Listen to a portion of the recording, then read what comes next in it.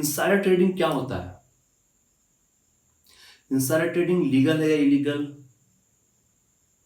Insider trading कोई करता पकड़ा जाता है तो उसे क्या क्या जुर्माना होता है उस पर, और क्या क्या उसे मुकदमा चलाया जाता है, और पास्ट में किन किन पर ऐसा आरोप लगा इंसाइडर ट्रेडिंग का और उन्हें क्या जुर्माना देना पड़ा। दोस्तों नमस्कार, मैं हूं राहुल शर्मा। आज हम इन सारे विषय पे बात करेंगे, तो वीडियो को स्किप ना करें। आज का वीडियो रियल में बहुत ही इंटरेस्टिंग होने वाला है। तो चलिए शुरू करते हैं। कोई व्यक्ति किसी कंपनी का स्टॉक खरीदता या बेचता है उस जानकारी के आधार पर जिस जानकारी के बारे में जनता को पता नहीं है, वो जानकारी अभी सार्वजनिक नहीं हुई है। अगर ऐसा होता है तो उसे ही हम लोग इनसाइडर ट्रेडिंग कहते हैं। और ये कोई भी हो सकता है, कंपनी का बोर्ड ऑफ डायरेक्टर का कोई मेंबर, कोई लॉयर, सीईओ या खुद डायरेक्टर, या वैसे व्यक्ति जिसे गैर सार्वजनिक जानकारी प्राप्त है। आइए एक उदाहरण समझते हैं।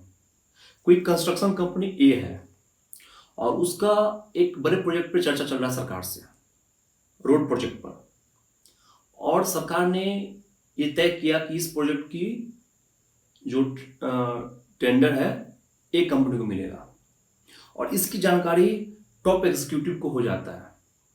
और वो जानता है कि जब ये जानकारी सार्वजनिक होगी, इस कंपनी का जो स्टॉक है वो तेजी से ऊपर बढ़ेगा और कीमत बढ़ेगा। तो इसलिए वो क्या करता है कि उस कंपनी का स्टॉक, बहुत सारा स्टॉक खरीद लेता है बिना सेबी और एक्सचेंज को सूचना दिए। और जब न्यूज सार्वजनिक होती है तो उस कंपनी का स्टॉक ऊपर बढ़ता है और वो मुनाफा कमाकर बाहर निकल जाता है। इसे ही इंसाइडर ट्रेडिंग कहते हैं। 2019 में सेबी ने एक बहुत बड़ा कदम उठाया इंसाइडर ट्रेडिंग को उजागर करने के लिए। उसने कहा कि जो भी व्यक्ति इंसाइडर ट्रेडिंग की जानकारी देगा उसे 1 करोड़ रुपया दिया जाएगा। आइए अब बात करते हैं कि लीगल इंसाइडर ट्रेडिंग क्या होता है और इलीगल इंसाइडर ट्रेडिंग क्या होता है। पहले बात करते हैं लीगल इंसाइडर ट्रेडिंग क्या होता है। जब कोई व्यक्ति या कोई शेयर होल्डर या कंपनी के मालिक या कंपनी का कोई भी बोर्ड ऑफ डायरेक्टर का स्टाफ या कोई भी एम्प्लॉय स्टॉक को खरीदता है, ये जानकर कि कंपनी में अच्छा काम हो रहा है, अच्छा प्रदर्शन हो रहा है और ये भविष्य में ग्रो करेगी, और ये इंफॉर्मेशन सेबी और एक्सचेंज को दे देता है, फिर खरीदता है, तो ये इंसाइडर ट्रेडिंग लीगल होता है, कानूनी होता है, मतलब सही है। और ये उन निवेशकों के लिए भी अच्छा होता है जो किसी कंपनी के स्टॉक को फंडामेंटल एनालिसिस करके खरीदते हैं, रिपोर्ट को देखकर खरीदते हैं, एनुअल रिपोर्ट को।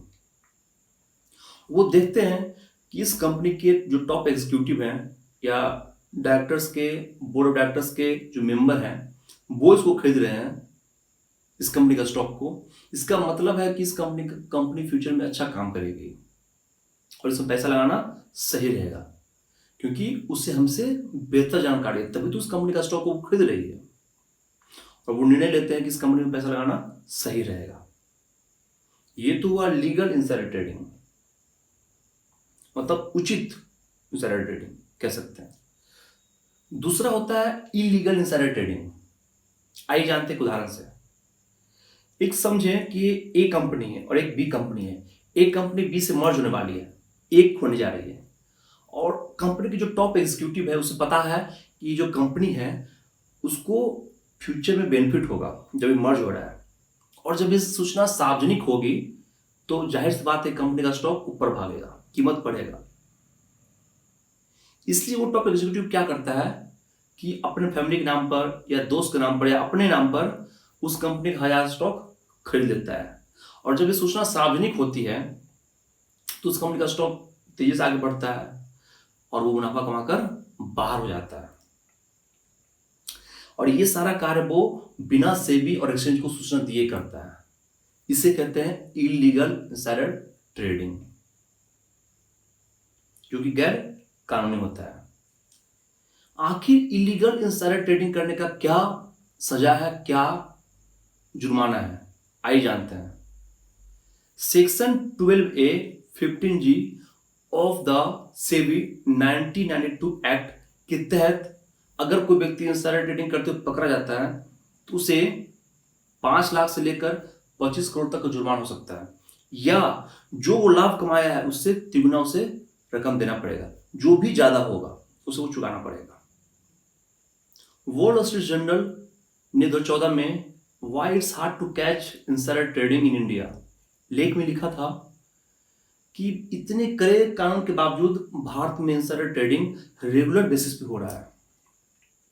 और एक फॉर्मर टॉप रेगुलेटर का कहना था कि सारा ट्रेडिंग अपनी जड़ें जमा चुका है भारत में। इस पे कानून है किंतु उस पर कार्रवाई बहुत कम होती है, और अगर कार्रवाई होती भी है तो उसकी सुनवाई में लगभग 10 से 15 साल लग जाता है, और सजा भी हल्की होती है। कानून के अनुसार सेबी को यह हक है कि वो इनसाइडर ट्रेडिंग को पकड़ा गया है करते हुए तो उस पर $4 मिलियन का जुर्माना वो कर सकता है, लेकिन अब तक लगभग $2 लाख तक का ही जुर्माना लगाया गया है। अब बात करते हैं कि पास्ट में किन किन पर इनसाइडर ट्रेडिंग करने का आरोप लगाया गया। अप्रैल 2008 में एनडीटीवी के एमडी और डायरेक्टर पर यह आरोप लगाया गया था कि वो इनसाइडर ट्रेडिंग करते हुए पकड़े गए हैं और उन्हें सिक्योरिटीज मार्केट से 2 साल के लिए बाहर कर दिया गया। वो कोई भी खरीद बिक्री नहीं कर सकते हैं। सिक्योरिटीज मार्केट में आ गया बॉन्ड, स्टॉक, सब सिक्योरिटीज मार्केट में आ गया। 2007 में भी रिलायंस पर यह आरोप लगा था इनसाइडर ट्रेडिंग का, और हाल फिलहाल अभी शिल्पा शेट्टी और शिल्पा शेट्टी जो हस्बैंड है राज कुंद्रा, उन पर इनसाइडर ट्रेडिंग करने का आरोप लगाया गया है। आज के लिए इतना ही। अगर वीडियो अच्छा लगा हो तो लाइक कर दीजिए, शेयर कर दीजिए, कुछ लोगों को कमेंट करके बताइए कि इसमें आपको सबसे अच्छा पहलू क्या लगा, और चैनल को सब्सक्राइब जरूर कर दीजिए। बहुत मेहनत करता हूँ मैं। Thank you so much.